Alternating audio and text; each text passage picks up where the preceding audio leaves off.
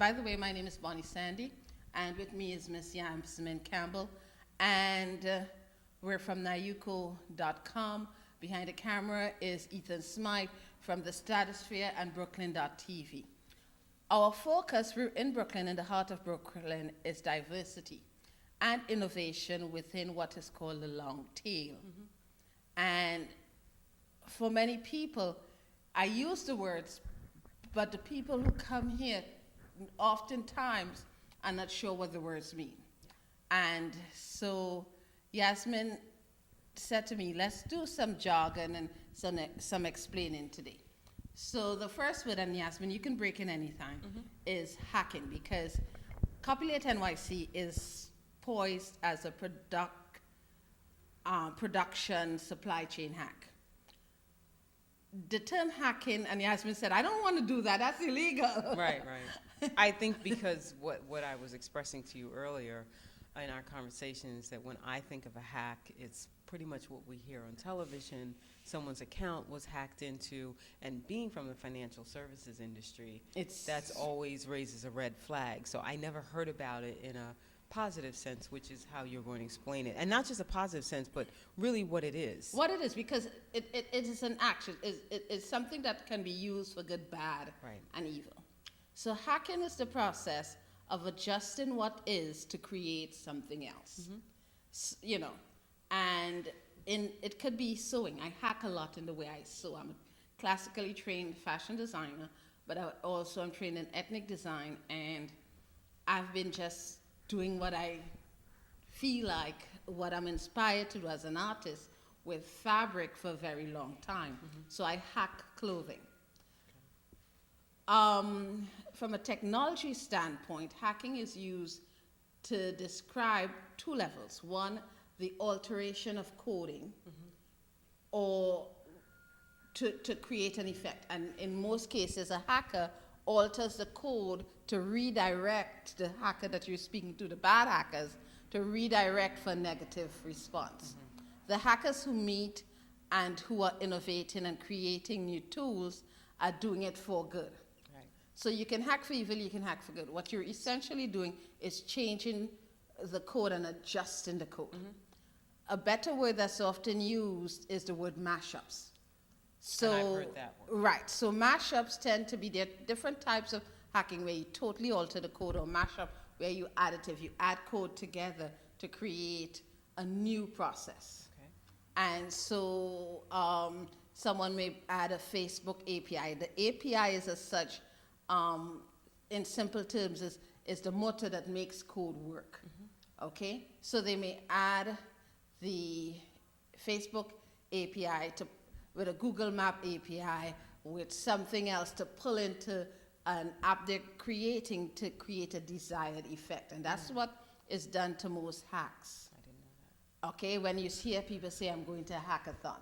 A hackathon is a hack that's done in a short period of time. And so it could be 3 hours, it could be 24 hours. It's like a marathon. The way you'll use it's a marathon. A hackathon is done in a short period of time. So you can actually hack over a year, over a month, which is what we're doing. And so you can hack from over a weekend. I think Group.me was a hack which is what Facebook, Skype eventually bought, and then Facebook bought Skype, so it powers the messenger system. Group.me was created in a 3-day hack. Wow. Okay, so, and they, in a few months later, sold for a very large sum of money. At hackathons, people win money and goods and services by participating in hack. The reason hackathons became so popular, apart from geeks and people who just love code and wanted to do it, is that once you write code, you really want to see what it can do. And I'll give you a fashion relating to how I work. You know, whenever I do my clothing, I invite the models and I give them the clothes. Absolutely. And they just wear it, and out of that, they create styles, ways to wear it, but also adjustments that are needed so that it can do more with it. So similarly, when a company creates an API and they really want to use it, or that they want to develop new APIs. They sponsor hacks. The developer evangelist comes to the hacks, the coders come to the hack, and they work with their users. So it's a direct correlation of working with your consumer, and as such, they create solutions or even new hacks, new tools. I remember the video hack that I was at. This was, I think, in 2011. I participated in that hack. I went there, and then there are those like me who go to hacks to learn. Right. I don't hard code. I was trained in COBOL 30 years ago, and there's so many languages today and I don't keep up. So I'm more of a technical strategist. I know very well how to use and can see ways of using code that most people, even the developers themselves, don't. So a lot of the times I go to hacks and I'm looking for something, they will tell me the technology doesn't exist yet. So I've been meaning to do what we're doing here with fashion and video since 2006. My brother wrote one of the first plugins for Mambo Now Joomla, and so the hack aspect, when I went to video hack, I was able to sit with the developers from YouTube. The guys from Face were there, and it's a great opportunity to really meet the actual developers.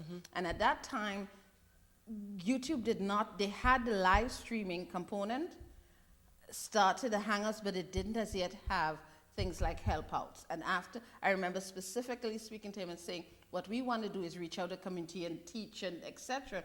And a couple of years later, help outs came out.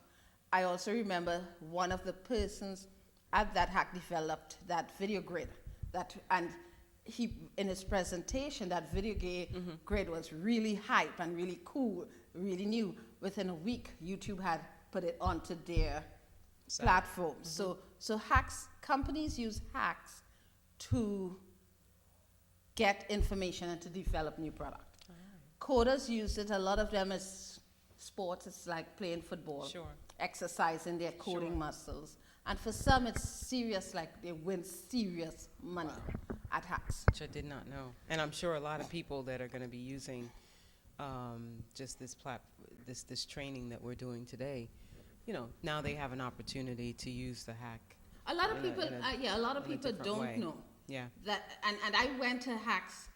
I think they were ignorant like I was, and But I'm that's okay the with thing. saying that. I'm just saying because, unfortunately, like I said, every time you've heard about it in the public realm, it's always been associated with something negative or that you wouldn't want to be. What it sounds to me like it's a collaboration That's it. between different parties to bring something and make something new. And when you do collaborate with different outfits or different, entities, you will create something. That's what it, because usually how this came up, we were discussing the structure for CopulateNYC, which is we're developing, which will happen in April, and which will be part of NYCX design, in May.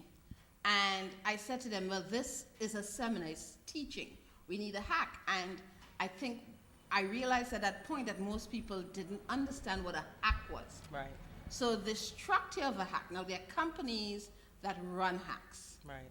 And you can look for hack registries, look for hackathon registries. And what they would do is they will host hacks. And they will send out, they will organize hacks. So the structure of a basic hack is usually a 3-day weekend. They start on Friday, they go to Sunday. Those are the ones I like, because they really are fun. Sure. Friday evening, if it starts on Friday or it starts early Saturday morning, it's about greeting and meeting people. Right. It's because with a hack, some people come in with their team. Right. A lot of people go to meet a team. Right. And to really fulfill what the process is And supposed to be hacks are about. not just for coders.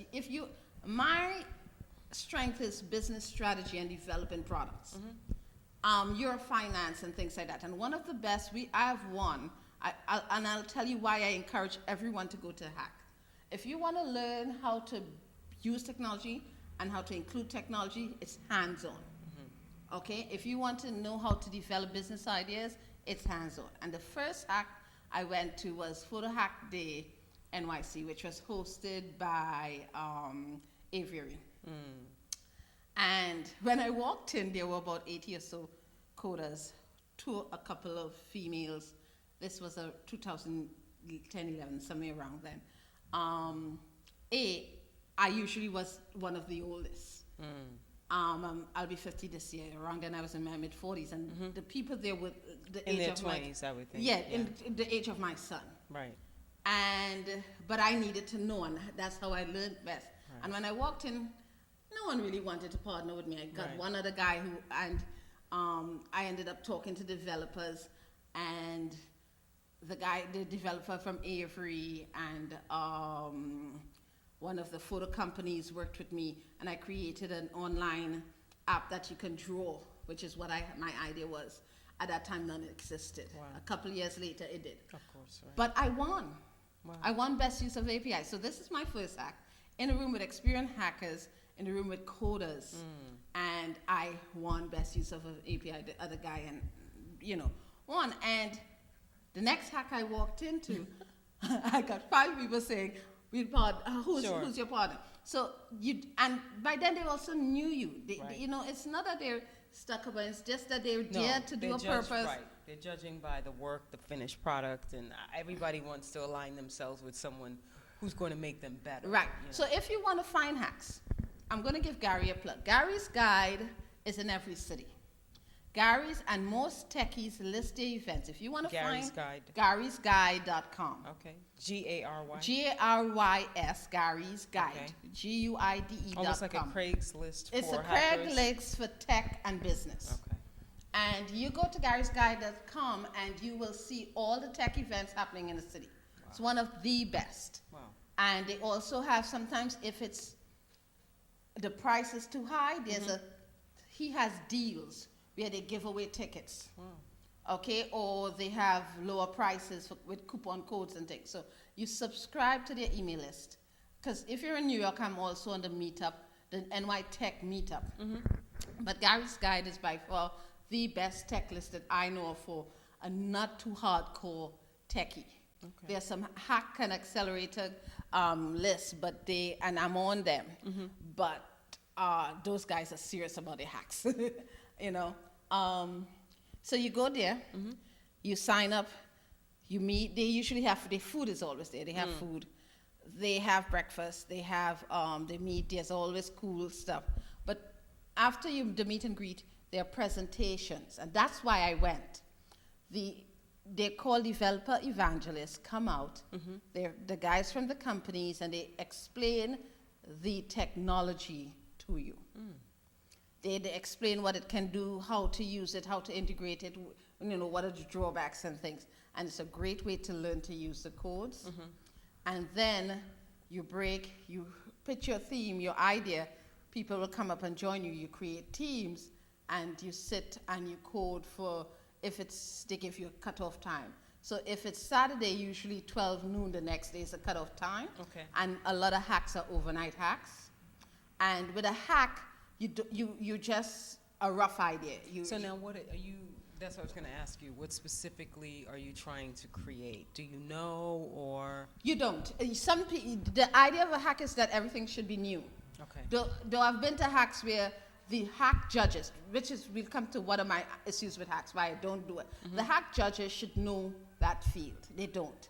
So I remember going to you saying that before. the Hearst hack, and the guy that won was an app that had been featured on Mashables about a year ago. Something similar to it. He literally copied the And that's not a hack. Because it's not a hack. to bring It's an something idea. new. I don't know if he had a code. I've been to hacks where you can see they've done a lot of the coding. But the concept of a hack is that what's coded there should be fresh. Okay. Okay?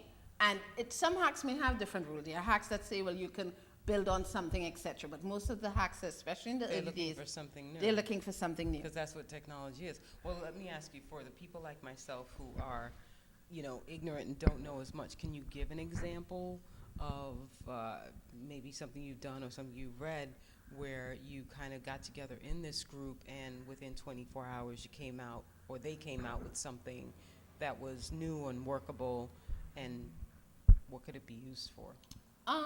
Yeah, here's the thing. There's also what I call a hack graveyard. Okay.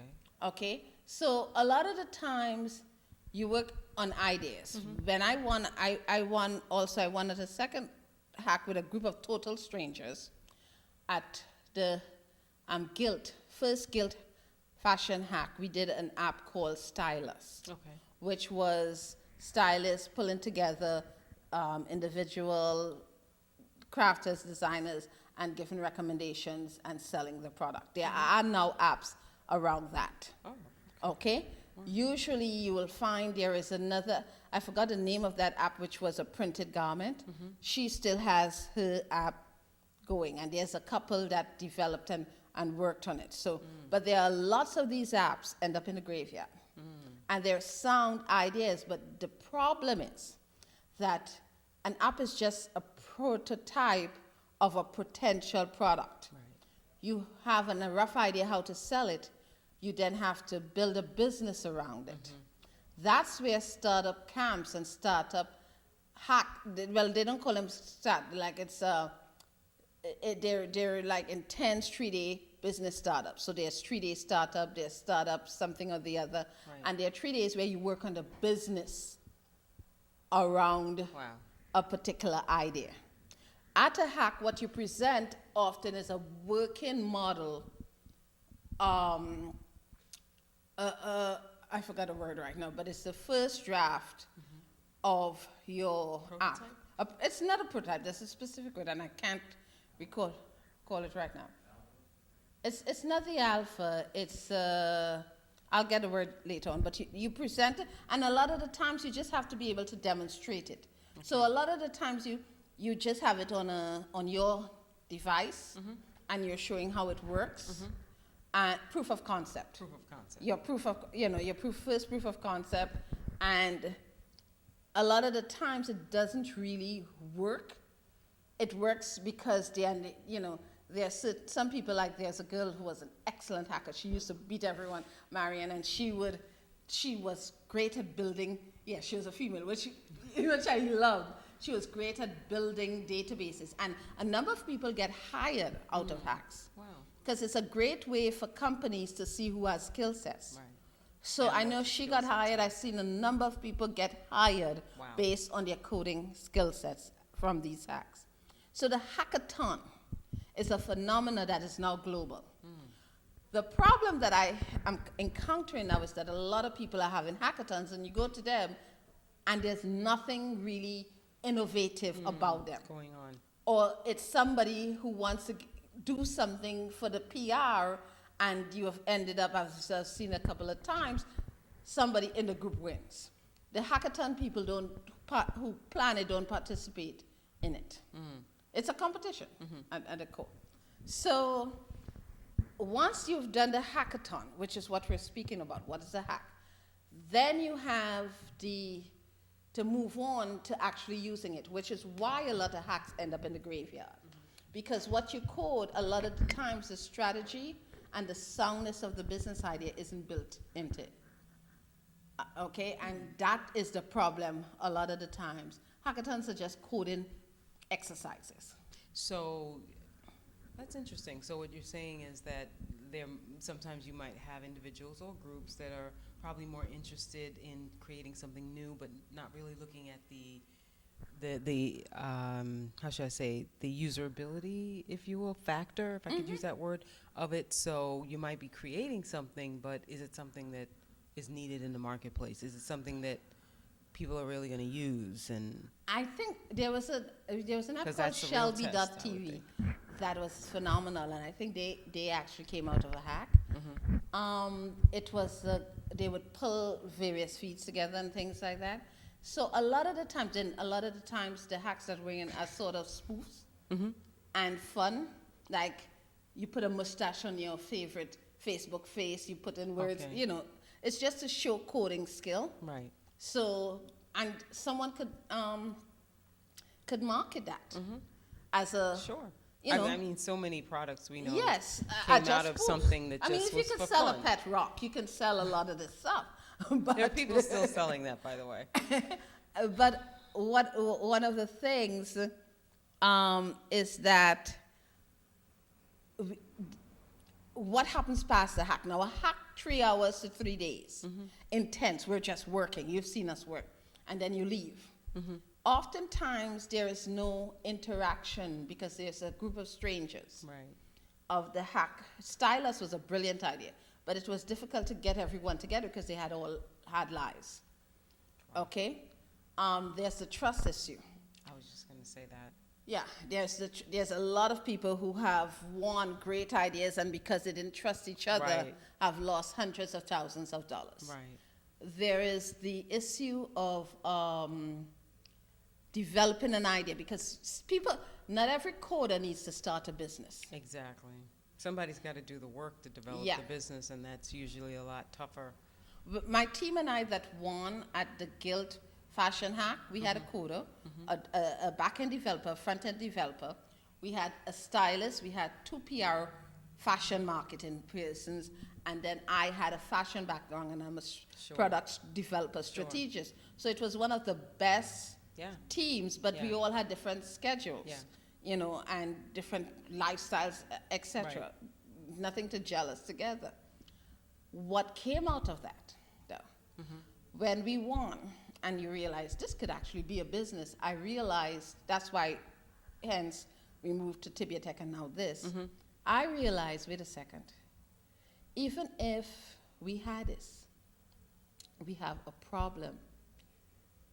And at the core, a hack is about what problem exists and how can we use technology to solve it. And the problem I identified at the hack, so sometimes a hack isn't about what happens there, it's about what opportunities you see. At that hack, I realized there was a problem with the supply chain. And for those of you who are used to seeing people on Instagram post a picture and you inbox them, that's one.